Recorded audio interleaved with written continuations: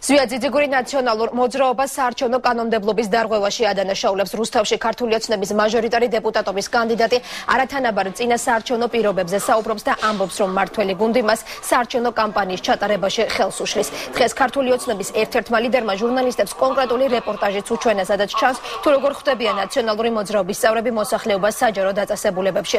როგორც ძიძიგური ამტკიცებს, რუსთავში მმართველი პარტიის მაჟორიტარობის კანდიდატი მამუკა ჩიქოვანი დავით კირკიტაძესთან ერთად შეხვედრებს მართავს შრომით კოლექტივებთან სასწავლო და სამედიცინო დაწესებულებებში. აგრეთვე ქარხნებსა და საწარმოებში რისი უფლებაც მათ კანონმდებლობის მიხედვით არ აქვთ. ამიტომ ზვიაძიძიგური მიმართავს ცენტრალურ საარჩევნო კომისიას, ასევე NDI-სა და IRI-ს, აგრეთვე უწყებაჩორის კომისიას და EUTO-ს სადამკვირვებლო მისიას, რომ წინა საარჩევნო არათანაბარი გარემო დააფიქსირონ და ფაქტებზე რეაგირება მოახდინონ.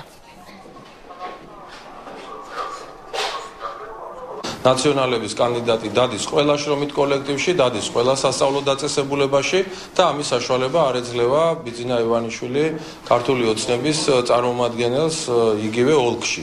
ეს არის ძალიან სერიოზული დარღვევა და ვითხოვ მე როგორც კანდიდატს მომეცეს შესაძლებლობა და საერთოდ ჩვენი კოალიციის კანდიდატებს მიეცეთ შესაძლებლობა იყვნენ თანაბარ პირობებში სახელისუფლებო კანდიდატებთან.